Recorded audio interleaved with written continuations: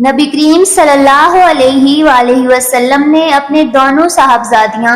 یک کے بعد دیگرے حضرت عثمان رضی اللہ تعالیٰ عنہ کے نکاح میں دی تھی، لیکن اس وقت دونوں صاحبزادیوں کی عمریں کتنی تھیں اس بارے میں تاریخ کی کتابوں میں باوجود تلاش کے کوئی حتمی رائے قول یا عبارت تو نہیں مل سکی۔ تاہم اگر دونوں صاحبزادیوں کی تاریخ پیدائش و وفات اور درمیانی واقعات کا تاریخ و سیر کی کتابوں میں بغور جائزہ لیا جائے تو تاریخی واقعات و شواہد اور خارجی قرآن کے ذریعے کسی حد تک دونوں صاحبزادیوں کی باوقت نکاح عمر کے بارے میں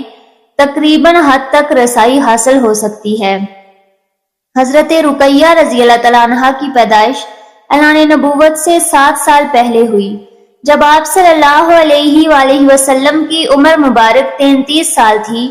ان کی شادی ابو لہب کی بیٹے عتبہ سے ہوئی، لیکن اس نے ابو لہب کے کہنے پر رقیہ رضی اللہ تعالیٰ عنہا کو طلاق دے دی۔ اس کے بعد ان کی شادی حضرت عثمان غنی رضی اللہ تعالیٰ عنہ سے ہوئی اور نبوت کے 5ویں سال دونوں میاں بیوی نے حبشہ کی طرف ہجرت کی، جہاں ان کے ہاں بیٹے کی ولادت ہوئی۔ لہٰذا 7 سال قبل از اعلان نبوت اور 3 یا 4 سال بعد از اعلان نبوت، جس سے یہی معلوم ہوتا ہے کہ آپ کی عمر تقریباً 10 یا 11 سال تھی۔ حضرت ام کلثوم کی پیدائش اعلان نبوت سے کچھ عرصہ پہلے حضرت رقیہ کے بعد ہوئی، اس لیے اگر آپ کی پیدائش کو حضرت رقیہ کی پیدائش کے 1 سال بعد مانا جائے تو نبوت سے پہلے آپ رضی اللہ تعالیٰ عنہ کی عمر 6 سال بنتی ہے، اور حضرت رقیہ رضی اللہ تعالیٰ عنہ کا انتقال 2 ہجری کو ہوا، اور اہل تاریخ و سیر کا اتفاق ہے کہ حضرت ام کلثوم کا نکاح حضرت عثمان سے ربیع الاول 3 ہجری میں ہوا، جبکہ آپ رضی اللہ تعالیٰ عنہ کی عمر مبارک اعلان نبوت کے وقت تقریباً 6 سال تھی۔ اس کے بعد 13 سال مکہ میں اور 3 سال بعد از ہجرت، تو یہ کل ملا کے 22 سال بنتے ہیں، جس سے یہی معلوم ہوتا ہے کہ آپ رضی اللہ تعالیٰ عنہ کا نکاح جب حضرت عثمان غنی رضی اللہ تعالیٰ عنہ سے ہوا تو اس وقت آپ کی عمر تقریباً 22 سال تھی۔ آخر حضور صلی اللہ علیہ وآلہ وسلم کی 2 بیٹیوں کو ایک ساتھ طلاق کیوں دی گئی؟ ناظرین، ایک باپ سارے غم برداشت کر سکتا ہے، لیکن جب اس کی جوان بیٹیوں پر کوئی مصیبت آئے، اس بوڑھے باپ کو توڑ کر رکھ دیتی ہیں۔ حضور صلی اللہ علیہ وآلہ وسلم نے جب طائف کی وادی میں کافروں کے پتھر کھائے تب بھی آپ نے کسی کو بددعا نہ دی۔ جنگ احد میں آپ صلی اللہ علیہ وآلہ وسلم کو کافروں نے اوپر سے نیچے گرایا، تب بھی آپ نے کسی کو بددعا نہ دی۔ لیکن جس وقت حضور صلی اللہ علیہ وآلہ وسلم کی 2 بیٹیوں کو اچانک طلاق دی گئی تو آپ صلی اللہ علیہ وآلہ وسلم بیٹیوں پر آنے والے اس غم کو برداشت نہ کر سکے اور طلاق دینے والے اس ظالم انسان سے کہا کہ جا، میں تجھے بددعا دیتا ہوں کہ اللہ تجھ پر اپنا کوئی کتا مسلط کر دے۔ ناظرین، یہ واقعہ حضور صلی اللہ علیہ وآلہ وسلم کی 2 بیٹیاں حضرت رقیہ اور حضرت ام کلثوم کا ہے کہ جن کی شادی حضور صلی اللہ علیہ وآلہ وسلم نے نبوت کے اعلان سے پہلے اپنے چچا ابو لہب کے 2 لڑکے عتبہ اور عتیبہ سے کر دی تھی، لیکن جب حضور صلی اللہ علیہ وآلہ وسلم نے اپنی نبوت کا اعلان فرمایا تو آپ کے گھر والے ہی آپ کے دشمن بن گئے، اور اسی دشمنی میں حضور صلی اللہ علیہ وآلہ وسلم کی 2 بیٹیوں کو طلاق دے دی گئی۔ اس کا مکمل واقعہ کچھ اس طرح ہوا کہ جب آپ صلی اللہ علیہ وآلہ وسلم کی دعوت تبلیغ سے اسلام تیزی سے پھیلنے لگا تو مکہ کے کافروں کی نیندیں اڑ گئیں اور انہیں کسی پل بھی سکون نہ ملتا۔ وہ ایسے موقع کی تلاش میں رہتے کہ جب وہ حضور صلی اللہ علیہ وآلہ وسلم اور غریب مسلمانوں کو تکلیف دے کر انہیں اسلام چھوڑنے پر مجبور کر سکے۔ یہاں تک کہ ان ظالموں نے حضور صلی اللہ علیہ وآلہ وسلم کے قتل کا منصوبہ بنا رکھا تھا، لیکن اللہ تعالیٰ نے حضور صلی اللہ علیہ وآلہ وسلم کی مدد فرمائی اور ان ظالموں کی سازشوں کو ناکام کر دیا۔ مکہ کے کافروں نے بیچارے کمزور مسلمانوں کو اپنا نشانہ بنایا اور ان کو تڑپا تڑپا کر دل کی بڑاس نکالنے لگے۔ اس کام میں مکہ والے تنہا نہ تھے، بلکہ بہت سے دوسرے قبیلے والے بھی ان کا ساتھ دیا کرتے تھے۔ دن بدن ان کے ظلم و ستم بڑھتے ہی جا رہے تھے۔ ان میں کچھ ایسے بھی بے رحم تھے کہ جن کے سینوں میں دل ہی نہیں تھا بلکہ پتھر کے ٹکڑے تھے۔ ان لوگوں نے بے بس مسلمانوں کو قید کر کے بہت مارا پیٹا، انہیں بھوکا پیاسا رکھا، مکہ کی تپتی ریت پر لٹا کر لوہے کی گرم سلاحوں سے داغا۔ انہی بے بس مسلمانوں میں حضرت عمار بن یاسر تھے کہ جن کو مکہ کے ظالم لوہے کی زرہیں پہنا کر دھوپ میں لٹا دیتے اور اس تپتی زمین پر انہیں اتنا زیادہ مارتے کہ وہ بے ہوش ہو جاتے۔ انہیں کمزور مسلمانوں میں حضرت حباب بن ارت رضی اللہ تعالیٰ عنہ بھی تھے کہ جن کے سر کو لوہے کی گرم سلاحوں سے داغا جاتا۔ ایک دن تو ظالموں نے حد کر دی کہ کوئلہ دہکا کر اس پر حضرت حباب کو چت لٹا دیا اور یہاں تک کہ وہ کوئلہ ان کے خون سے ٹھنڈا پڑا۔ انہی مظلوم مسلمانوں میں حضرت بلال حبشی رضی اللہ تعالیٰ عنہ بھی تھے جو امیہ بن خلف کے غلام تھے۔ جب حضرت بلال رضی اللہ تعالیٰ عنہ نے اسلام قبول کیا تو ان کے مالک نے ان کا کھانا پینا بند کر دیا، اور پھر جب حضرت بلال بھوک و پیاس سے بے حال ہو جاتے تو ٹھیک دوپہر کے وقت وہ ظالم حضرت بلال پر گرم تپتی چٹان رکھ کر انہیں دھوپ میں لٹا دیتا تاکہ وہ اسلام کو چھوڑ دیں۔ لیکن حضرت بلال رضی اللہ تعالیٰ عنہ ان سبھی تکلیفوں کو برداشت کرتے اور اپنی زبان سے صرف ایک ہی لفظ کہتے کہ میرا اللہ صرف ایک ہے، اس کے علاوہ کوئی دنیا کا مالک نہیں۔ حضور صلی اللہ علیہ وآلہ وسلم جب بھی حضرت بلال کے پاس سے گزرتے تو ان کی ایسی تکلیفیں دیکھ کر آپ صلی اللہ علیہ وآلہ وسلم کی آنکھوں میں آنسو بھر آتے اور پھر حضرت بلال سے فرماتے کہ اے بلال صبر کرنا، اللہ تمہیں اس کا بہتر بدلہ عطا فرمائے گا۔ بات یہاں تک نہ تھمی بلکہ ایک دن آپ صلی اللہ علیہ وآلہ وسلم کی دو بہت چہیتی بیٹیاں حضرت رقیہ حضرت ام کلثوم کو بھی اچانک طلاق دی گئی تاکہ آپ صلی اللہ علیہ وآلہ وسلم پوری طرح ٹوٹ جائیں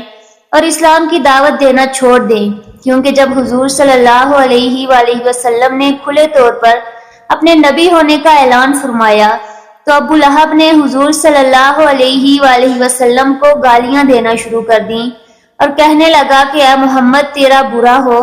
تو اس پر اللہ نے قرآن کی آیتیں نازل کرتے ہوئے فرمایا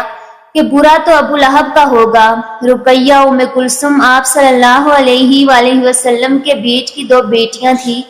یہ ابو لہب کے دو بیٹوں عتبہ اور عتیبہ کے ساتھ نکاح کے رشتے میں تھی۔ وہ دونوں لڑکے اپنے باپ ابو لہب کی طرح بے رحم انسان تھے اور اسلام کے کٹر دشمن تھے۔ حضور صلی اللہ علیہ وآلہ وسلم کی ان دونوں بیٹیوں کا نکاح تو ابو لہب کے لڑکوں سے ہو گیا تھا لیکن ابھی تک رخصتی نہیں ہوئی تھی۔ چنانچہ ایک زمانے تک ابو لہب کے ان دونوں لڑکوں نے حضور صلی اللہ علیہ وآلہ وسلم کی لڑکیوں کے ناک میں دم کیے رکھا اور کڑوی کڑوی باتوں سے ان کے دل چھیدتے رہے، لیکن بدنصیب ابو لہب کو اس سے بھی سکون نہ ملا اور آخر ایک دن اپنے لڑکوں سے کہنے لگا کہ اگر تم محمد کی لڑکیوں کو طلاق نہیں دو گے تو تم پر میرا گھر حرام ہے۔ باپ کے حکم پر یہ دونوں لڑکے حضور صلی اللہ علیہ وآلہ وسلم کے پاس پہنچے۔ اس وقت آپ صلی اللہ علیہ وآلہ وسلم کعبہ شریف کے پاس بیٹھے ہوئے تھے کہ اچانک پیچھے سے جا کر ان دونوں لڑکوں نے حضور صلی اللہ علیہ وآلہ وسلم کو دھکا دیا اور پھر ایک نے آپ صلی اللہ علیہ وآلہ وسلم کا گریبان پکڑ کر اتنے زور سے گھسیٹا کہ آپ صلی اللہ علیہ وآلہ وسلم کا گریبان بھی پھٹ گیا، اور پھر عتبہ چیختے ہوئے کہنے لگا کہ اے محمد جا، آج سے ہم دونوں نے تیرے دونوں لڑکیوں کو طلاق دے دی۔ جس وقت ان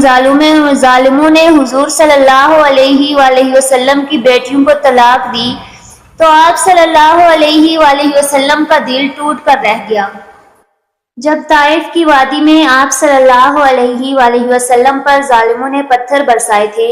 تب بھی آپ نے کسی کو بد دعا نہ دی تھی۔ جب جنگ احد کے موقع پر آپ سلم اوپر سے نیچے گرے تھے تب بھی آپ نے کسی کو بد دعا نہ دی، لیکن جس وقت ابو لہب کے ان دونوں لڑکوں نے آ کر حضور صلی اللہ علیہ وآلہ وسلم کی بیٹیوں کو طلاق دی تو بیٹیوں پر پڑنے والا یہ غم آپ صلی اللہ علیہ وآلہ وسلم برداشت نہ کر سکے اور کہنے لگے اے عتبہ جا، میں تم دونوں کو بد دعا دیتا ہوں کہ اللہ تم پر اپنا کوئی کتا مسلط کر دے۔ اور پھر حضور صلی اللہ علیہ وآلہ وسلم کی بد دعا کا اثر ایسا ہوا کہ ایک روز ابو لہب کا یہی لڑکا ایک قافلے کے ساتھ شام شہر کی طرف تجارت کے لیے جا رہا تھا تو رات میں ایک جگہ اچانک شیر آ گیا۔ اس نے قافلے کے سبھی لوگوں کو سونگا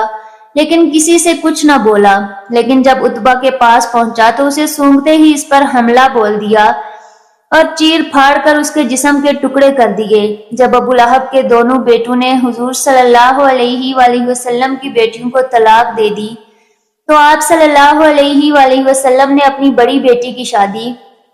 حضرت عثمان رضی اللہ تعالیٰ عنہ سے کر دی۔ لیکن کچھ دنوں بعد جب حضور صلی اللہ علیہ وآلہ وسلم کی اس بڑی بیٹی کی وفات ہوئی تو آپ صلی اللہ علیہ وآلہ وسلم نے اپنی دوسری بیٹی کی بھی شادی حضرت عثمان رضی اللہ تعالیٰ عنہ سے کر دی۔ اس لیے حضرت عثمان کو ذوی النورین کہا جاتا ہے، مطلب انہیں حضور صلی اللہ علیہ وآلہ وسلم کے گھرانے کے دو نور حاصل ہوئے۔ واقعہ کچھ اس طرح ہے کہ ایک مرتبہ ابو لہب کے بیٹے اتبا نے نبی کریم صلی اللہ علیہ وآلہ وسلم کی شان اقدس میں انتہا درجے کی گستاخی کرتے ہوئے غلیظ زبان استعمال کی، حتیٰ کہ یہ بدبخت آقا دو جہان نبی پاک صلی اللہ علیہ وآلہ وسلم پر جھپٹ پڑا اور آپ صلی اللہ علیہ وآلہ وسلم کے کرتا مبارک کو پھاڑ ڈالا۔ اتبا بن ابو لہب کی اس حرکت سے نبی کریم صلی اللہ علیہ وآلہ وسلم کے قلب اطہر کو شدید صدمہ پہنچا۔ آپ صلی اللہ علیہ وآلہ وسلم کی مبارک زبان سے یہ الفاظ ادا ہوئے،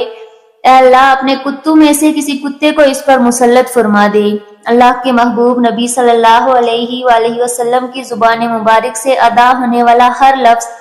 پتھر پر لکیر کی مانند ہوتا ہے، یعنی کہ اللہ رب العزت اپنے محبوب نبی صلی اللہ علیہ وآلہ وسلم کی بات کو ہر صورت پورا فرماتا ہے۔ اس بات سے مشرکین بھی اچھی طرح واقف تھے کہ آپ صلی اللہ علیہ وآلہ وسلم نے جو فرمایا ہے وہ پورا ہو کر رہے گا، لیکن ان کی عقلوں پر پردہ پڑا ہوا تھا۔ اگلے دن ابو لہب اور اس کا بیٹا اتبا دونوں بدبخت تجارت کی غرض سے ایک قافلہ کے ساتھ شام کی طرف نکلے۔ سفر کرتے کرتے رات ہو گئی۔ قافلے والے زرقا کے مقام پر ایک راہب کے پاس رات گزارنے کے لیے ٹھہرے۔ راہب نے قافلے والوں کو پہلے ہی آگاہ کر دیا تھا کہ یہاں آس پاس جنگلی درندے بہت ہیں، اس لیے ہوشیار رہنا۔ یہ سن کر ابو لہب کو نبی کریم صلی اللہ علیہ وآلہ وسلم کی وہ بات یاد آ گئی اور اس نے قافلے والوں سے کہا کہ اے لوگو، محمد نے میرے بیٹے اتبا کے لیے ہلاکت کی دعا کی ہے، اس لیے کسی درندے کے حملے کا مجھے یقین ہے۔ تم لوگ سارا سامان تجارت ایک جگہ اکٹھا کر کے اس کے اوپر اتبا کا بستر لگا دو اور سب لوگ اس کے ارد گرد سو جاؤ تاکہ میرا بیٹا درندے کے حملے سے محفوظ رہے۔ چنانچہ قافلے والوں نے اتبا کی حفاظت کا پورا بندوبست کیا اور سب سو گئے۔ کچھ دیر بعد ایک شیر وہاں آن پہنچا، مگر اس نے کسی پر حملہ کرنے کے بجائے سوئے ہوئے لوگوں کو سونگنا شروع کر دیا اور آگے بڑھتا رہا، مگر کسی کو ذرا برابر بھی خروچ نہیں ماری، جس سے یہ لگتا تھا کہ یہ بھوکا نہیں، ورنہ اتنے لوگوں میں سے کسی کو بھی چیر پھاڑ کر رکھ دیتا۔ یہ سب کو سونگتا ہوا آخر بندے تک پہنچ گیا، لیکن اسے جس کی تلاش تھی اس کی بو اسے محسوس نہیں ہوئی۔ یہ کچھ قدم آگے چلا گیا لیکن پھر اچانک مڑا اور تجارتی سامان کی جانب آ کر رک گیا۔ اسی سامان کے اوپر وہ بدبخت اور گستاخ رسول صلی اللہ علیہ وآلہ وسلم سو رہا تھا۔ یہ جگہ کافی اونچی تھی اور اسی لیے اسے اونچا کیا گیا تھا تاکہ کوئی درندہ اتبا پر حملہ نہ کر سکے۔ پر شیر نے تجارتی سامان پر چھلانگ لگا دی اور ابو لہب کے بیٹے اتبا کے بستر پر جا پہنچا۔ یہ شیر جو کچھ لمحے پہلے بالکل عام جانور کی طرح لگ رہا تھا، ابو لہب کے بیٹے اتبا کو دیکھتے ہی ہونخوار لہجے میں داڑنے لگا اور پوری طاقت سے اتبا کے سر کو اپنے ہونخوار نوکیلے دانتوں سے دبوچ لیا۔ سب قافلے والے بھی جاگ گئے تھے، مگر اس شیر کی دھاڑ ہی اتنی غضبناک تھی کہ کوئی اس کے سامنے تک نہ آیا اور ابو لہب اپنے بیٹے کو بچانے کی دہائی دیتا رہا۔ اس شیر نے حیران کن طور پر اتبا کا نہ خون پیا اور نہ ہی گوشت نوچ کر کھایا۔ شیر نے صرف اتبا کے سر کو اس قدر بری طرح چبایا کہ دیکھنے والوں کے ہوش اڑ گئے اور اتبا تڑپ تڑپ کر جہنم واصل ہوا۔ اس کے بعد بھی شیر نے کسی اور کو نقصان نہ پہنچایا اور اچانک وہاں سے چلا گیا۔ بعد میں لوگوں نے اس شیر کو تلاش کیا مگر کچھ بھی پتہ نہ چل سکا کہ آخر یہ شیر کہاں سے آیا تھا اور کدھر غائب ہو گیا۔ ناظرین، نبی کریم صلی اللہ علیہ وآلہ وسلم کے گستاخوں کو اللہ رب العزت اس دنیا میں ہی سبق سکھا دیتا ہے۔ آخرت کا عذاب تو ابھی باقی ہے۔ تاریخ گواہ ہے جس کسی بدبخت نے پیارے آقا صلی اللہ علیہ وآلہ وسلم کی ناموس رسالت کو پامال کیا، اس کا انجام عبرتناک ہوا، اور عتبہ کا سر چبانے والے شیر جیسے شیر آتے رہے ہیں اور رہیں گے انشاءاللہ۔ اللہ پاک ہمیں نبی کریم صلی اللہ علیہ وآلہ وسلم سے سچی محبت رکھنے کی توفیق عطا فرمائے اور ہمیں نیکوکاروں میں شامل کرے، آمین یا رب العالمین۔